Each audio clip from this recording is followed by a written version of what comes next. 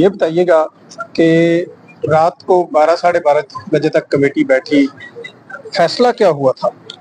फैसला ये हुआ, अगर मैं उसका खुलासा आपको बताऊं, ज़ाहिर है कि वो 2.5-3 घंटे की मीटिंग थी कि तमाम पहलू जो जिसके जहन में जो खलिश थी या जो सवाल था वो लाया गया।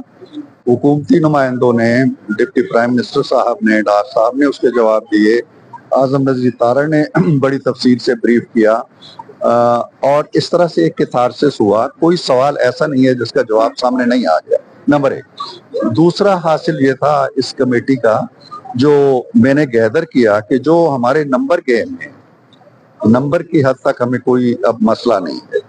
जो मौलाना फजलुर रहमान साहब के बारे में कहा जाता है, मौलाना ने बड़े दानिशमंदी के साथ और अपने जो उसूली मौक़िफ़ है उसको सामने रखते हुए अपनी राय पेश की। उन्होंने कहा जी कि हमें इस चीज़ पे कोई इतराज़ नहीं है, बुनियादी तौर पे इस चीज़ पे कोई इतराज़ नहीं है उसूली तौर पे, लेकिन हमें इसकी जुज़ियात और तफसीलात में जाना है और हमें थोड़ा सा मौका दें कि हम इनको थारोली पढ़ सकें और अपनी जो हमारी मजलिस मुशावरत है या शूरा है उसके सामने रख के इसकी तौसीक करवा सके। तो ये एक जेन्युइन बात थी, इस जेन्युइन बात को तस्लीम किया गया। आज सेशन गालिबन प्रोरोग हो जाएंगे, ईद की वजह से कुछ लोग घरों को चले गए हैं या चले जाएंगे, और उसके बाद जो नेक्स्ट सेशन होगा, मौलाना के साथ रात भी मीटिंग हुई है, उसके बाद भी हुई है और सेशन के बाद भी मुलाकातें जारी रही हैं।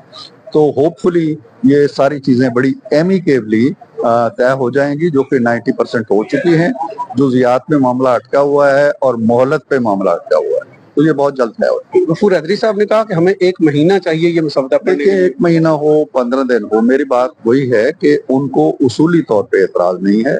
वो उलमाए कराम जो हैं वो मुताले का शौक रखते हैं, उन्हें ज्यादा वक्त नहीं लगेगा पढ़ने में और राय बनाने में। मौलाना बड़े साहिब दानिश शख्सियत हैं, तो जब मुनासिब वक्त होगा और वो मुतमईन हो जाएंगे कि हाँ हमने पढ़ लिया, तो हो जाएगा। कमेटी का इजलास आज हो रहा है? नहीं, आज कोई